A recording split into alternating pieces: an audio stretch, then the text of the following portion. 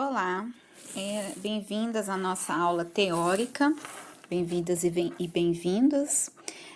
Esse é um estudo que eu vou fazer, mas partindo de uma revisão da primeira série de balé clássico pela Escola Nacional do Balé de Cuba, segundo o programa de nível elementar da Escola Nacional do Balé de Cuba, que é o que eu me formei e o que eu tenho trabalhado nas minhas aulas. Para a gente começar essa revisão e dar início a um estudo teórico, acho importante a gente ir incorporando alguns conceitos básicos que vão aparecer. Por exemplo, primeira fase, frente à barra, que é quando a gente está com o corpo completamente de frente para a barra, os dois, pensando no tronco, os dois ombros, as duas cristas ilíacas, que são os ossinhos do quadril, estão de frente para a barra, né? E na segunda fase, a gente já vira ao lado da barra, a barra fica ao nosso lado e a gente pode colocar uma das mãos na barra, né? Então, essa primeira imagem mostra um exercício trabalhado de frente para a barra e aqui um exercício lado à barra. Outros conceitos básicos, né? A gente vai passar pelo andeor, né? O andeor é uma posição aberta em que a articulação coxo-femoral faz uma rotação para fora, buscando um ângulo máximo de 180 graus. Claro, é uma posição anti-anatômica, a gente não vai já colocar, né, no 180 graus. É algo que a gente almeja, que a gente busca, que a gente trabalha muito, porque tem uma grande atividade muscular. Essa rotação da articulação coxo-femoral vai precisar de um fortalecimento nos glúteos, no abdômen, quadríceps, para poder girar tudo. Então, começa lá do quadril, essa movimentação anterior para passar pelas coxas, joelhos, panturrilhas, tornozelo e pés, né? E o andeor, ele não é só uma posição, ele é também um movimento, existe o movimento andeor, né? Em que a perna de trabalho, né? No caso, a gente tem sempre uma perna de trabalho e uma perna de base, né? Ou não, né? Às vezes a gente tem duas pernas de base e duas pernas trabalhando, né? Por exemplo, nos saltos. Mas no caso dessa movimentação andeor, né? A perna de trabalho, ela vai se movimentar para fora, indo para o sentido da perna de trabalho, né? Abrindo, é a sensação de, a partir do nosso centro, vai para buscar a nossa lateral, né? E pensando também numa pirueta, por exemplo, se a gente tira um passê com a perna direita, então eu vou girar indo para a direita, abrindo, né? Se fosse andedans, eu ia virar para dentro, para o sentido da minha perna de base, para a esquerda. Né? Aqui eu tenho uma imagem que é até um passo, né? O demi-plié feito na primeira posição andeors, né? Então, a gente vê que há uma rotação completa, né? Eu acabei não conseguindo uma imagem que vinha do quadril, né? Mas, enfim, essa é a posição andeors, tá? E aí, a gente tem o adedan, que só depois que eu vi que saiu errado, esse em português, não é com N, andedan, né? É a posição fechada, em que pés e pernas ficam paralelos, como vocês podem ver nessa imagem, né? Então, a gente percebe que os ossos estão paralelos, né? E um ao lado do outro. E há também a movimentação para dentro, como eu acabei de exemplificar para vocês, né? No caso de uma pirueta, por exemplo, em que eu busco virar, por exemplo, girar, trazer a perna de trabalho vindo para o centro, fechando, né? Essa sensação de fechar, ir para dentro do nosso eixo, do nosso corpo. Agora, é interessante, por exemplo, pensando na posição andedans, isso também na dança contemporânea, né? Mas especialmente para o clássico, que faz uso da movimentação e da posição andeors, que isso é fundamental para o trabalho técnico, é que mesmo quando a gente está numa posição andedans, né, em que os ossos estão paralelos, a nossa musculatura, ela trabalha andeors, ela gira para cima e para fora. Então, mesmo numa posição como essa, há uma intensa atividade muscular, glúteos, abdômen, quadríceps, o arco do pé para cima, distribuição do peso nos pés. Isso é super importante. Então, pensando nessa etapa da revisão que a gente está fazendo, eu chego nessa primeira posição, agora eu trago essa imagem um pouquinho mais clara, né? A primeira paralela, ou sexta posição, né? Mas a gente pode chamar de primeira posição paralela. A gente vai trabalhar ela, e não é só na etapa inicial, tá? Tudo isso, gente, acompanha a gente pro resto da vida. E nós temos aqui a primeira posição dos pés andeor, que aí vai exigir ainda mais. A gente tem que pensar assim, se nessa posição paralela a gente tá com uma atividade dos glúteos para dentro e para cima, já girando toda a nossa musculatura em espiral para cima e para fora, é isso que vai levar os nossos ossos a girar para fora também. Então, há uma colocação muito alongada de todo o tronco, corpo, quadril especialmente, articulação coxofemoral, uma intensa atividade muscular.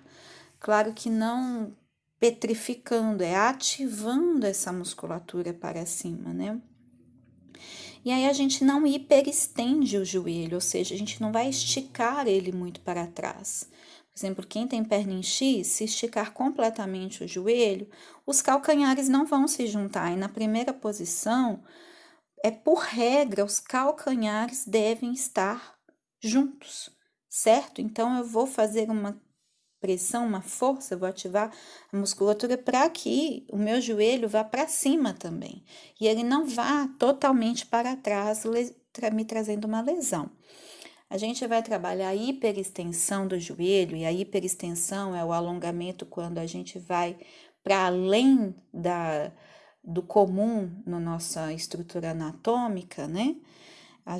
Quando a gente for fazer com perna en l'air, perna no ar e ao lado, tá bom? E daqui a gente vai para a segunda posição dos pés, que aí a gente vai deixar um espaço entre um pé e o outro, um espaço de um pé e mais um pouquinho, mantendo todo o encaixe, todo o trabalho, distribuição do peso. Nesses casos vamos pensar em 3 pontos, embaixo do dedão, embaixo do dedinho e no meio do calcanhar, dedos esticados, e também a gente sente a distribuição de peso neles, tá bom? Nessa etapa também a gente vai trabalhar apenas 2 posições de braços, né? Isso aqui, gente, vale ressaltar que é segundo a metodologia cubana, tá? Porque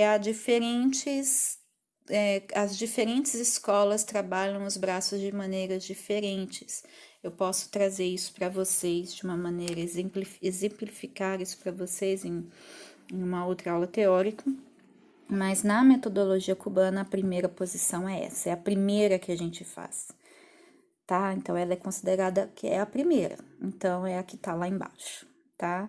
Para baixo da virilha, braços arredondados, cotovelos para a lateral, não para trás. A gente não encosta as mãos nas coxas, tá bom?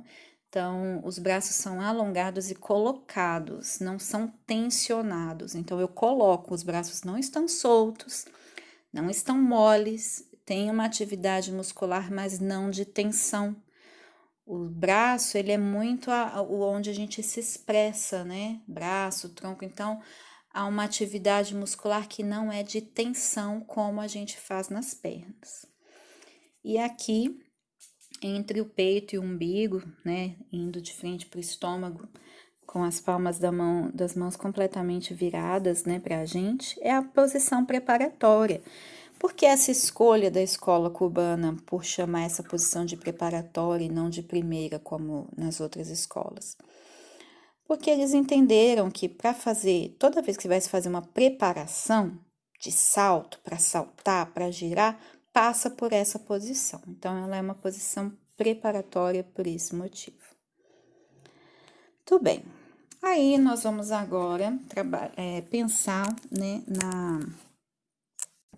na unidade 1 dessa primeira série, e os passos que a gente trabalha na barra, e aí eu trago eles aqui para a gente ver que há uma dosificação, não há necessidade de a gente comer etapas, né? Mas é importante a gente incorporar tudo ao pouco, porque tudo isso vai ficar com a gente pro resto da vida, tá? E esses são os que a gente trabalha na barra nesta etapa, tá? Então, primeira coisa, gente, eu coloquei passos trabalhados na barra, mas também tem postura, né? A postura correta na primeira e na segunda posição de pernas, que eu mostrei para vocês. E a gente vai fazer o trabalho postural na primeira e na segunda posição de pernas, na primeira e na segunda fase. Aí a gente vai fazer o demi-plié, que é a meia flexão dos joelhos, na primeira e na segunda posição de pernas, na primeira e na segunda fase, ou seja, de frente para a barra, ao lado da barra. Demi-plié, meia flexão dos joelhos. Eu flexiono os meus joelhos e não tiro os meus calcanhares do chão. Eu não solto o meu quadril sempre que eu for flexionar os joelhos, fazer um demi-plié. Os isquios, que são os ossinhos debaixo do quadril, eles vão apontar na direção do calcanhar. E os joelhos, eles vão sempre em cima, alinhado com o segundo e terceiro dedo dos pés. Tá? Importante não cair, não soltar peso, né? Aí nós vamos trabalhar o Petit Battement Tendu, né? Petit Battement Tendu é pequena batida esticada, é uma tradução não muito boa, porque não é esse sentido de batida para nós é diferente, né? Mas o battement é de separação. Eu separo uma perna da outra, como esticando, deslizando o pé, passando pela meia ponta até chegar na ponta, né? Então, eu faço uma pequena separação das pernas, esticando completamente. Então, pequena batida esticada, petit battement tendu. E devant é frente. Devant é frente. Eu devia ter, inclusive, depois eu acrescento, tá? Não tô fechando esse PowerPoint, não, mas eu acrescento esses outros conceitos, que é o devant, que é fazer na frente, né? Sem deslocar. Eu faço de frente, ou seja, eu levo o meu pé alinhado, nesse caso, trabalhando da primeira posição. Então, eu tiro calcanhares, levo meia ponta, a ponta do pé alinha com o final do calcanhar, e aí eu volto ponta, meia ponta, pé no chão, pressionando o chão. Lembro sempre da Romana falando, pressione piso, né? Pressiona o chão. Para a gente buscar, o balé ele busca, né, o alto, mas é fazendo um bom uso da gravidade também, né? Há uma pressão, há uma força, forças contrárias, né? Eu elevo a minha musculatura para cima, mas ao mesmo tempo exerço uma força de pressão nos chãos para dar sustentação. E aí o petit battement tendu à la seconde, que é quando eu levo a perna ao lado, indo para a segunda posição de pernas, né? Que aí vai requerer da gente todo aquele trabalho de andeors, de rodar o quadril para fora, coxa, panturrilha, pensar muito na panturrilha andeor, né? Mas sem entortar o quadril, mantendo sempre o quadril alinhado. Continuando, a gente vai chegar no demi-rondejant par terre andeor, um nome enorme, né, que é a meia volta das pernas pelo chão. E andeor é porque eu vou fazer abrindo, eu vou começar indo frente, vou ao lado e fecha. É um passo composto por tendu. Eu vou por um tendu devant, levo o pé arrastando pelo chão, é par terre. O segundo dedo do pé arrastando no chão. Nisso eu distribuo meu peso lá para a perna de base e vou fechar arrastando. Isso é a primeira metade. O souplesse já é a flexão do tronco, aqui é a frente, né? Quando eu levo o tronco partindo mesmo, desde a articulação coxofemoral, a gente leva ele lá na frente. Aqui primeiro a gente faz uma posição, na primeira posição de pernas fechadas, lado a barra, claro. O peso nos dedos, nesse caso, nos dedos dos pés, ativando a musculatura dos quadríceps para cima, para não hiperestender os joelhos, e o bumbum não pode ir para trás dos calcanhares, ele tem que ficar os isquios alinhado com os calcanhares. E o cambrê, a flexão do tronco, quando eu flexiono, há uma hiperextensão do tronco para trás, né? Então, a gente faz também na primeira posição de pernas fechadas para começar. Também trabalho muito no chão, né? E alguns métodos falam que cambré é tudo, flexionar para frente, flexionar não, hiperestender para frente, hiperestender para o lado, a coluna, né? Não, no método cubano, cambré é só quando há uma hiperextensão da coluna para trás. Quando é frente ao lado, a gente chama de suplesse. Aí, um outro passo importantíssimo é o relevé. A gente começa na primeira posição de pernas fechadas na primeira fase e depois a gente vai na primeira e segunda posição de pernas en-dehors, né? Na primeira fase também é um passo que já vai fazer uma transferência de peso, porque quando a gente tá com o pé no chão, como eu falei, a gente estica os dedos e distribui suavemente o peso dos corpos pelos dedos, mas há uma força maior embaixo do dedão, embaixo do dedinho e lá no calcanhar. Então, aí eu vou subir na meia ponta alta, ou 3/4 de ponta, eu vou nesse pontinho, embaixo do dedão, embaixo do dedinho, subindo bem alto, estica bem os dedos e busco, né, esse relevé, que é super importante, principalmente porque no balé a gente vai ter o trabalho das pontas. E aí, no centro, né, gente, que é o que eu falei que é a terceira fase da aula, a gente vai trabalhar nesta etapa a primeira posição dos braços, que eu mostrei no início, a posição preparatória de braços, a primeira e segunda posição de pernas en-dehors, o demi-plié, que é a meia flexão dos joelhos, em que nunca nessa vida a gente tira os calcanhares do chão e a gente faz na primeira e na segunda posição de pernas.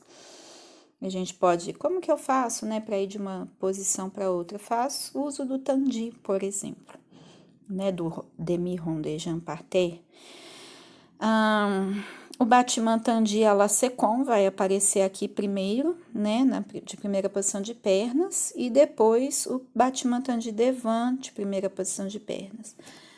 Mas por que primeiro a la seconde? Porque é mais fácil fazer essa transferência de peso no centro, a gente está sem a barra, dependendo totalmente do controle do nosso corpo. Então, é mais fácil a gente fazer essa transferência, ficar no equilíbrio, não levar o peso do corpo para a perna de trabalho, porque a gente tem que deixar o peso do corpo lá na perna de base, né? Indo para os dedos da perna de base, inclusive, e fazer uma boa rotação en-dehors. E aí, depois a gente vai e trabalha o tandi devant, que é frente, né?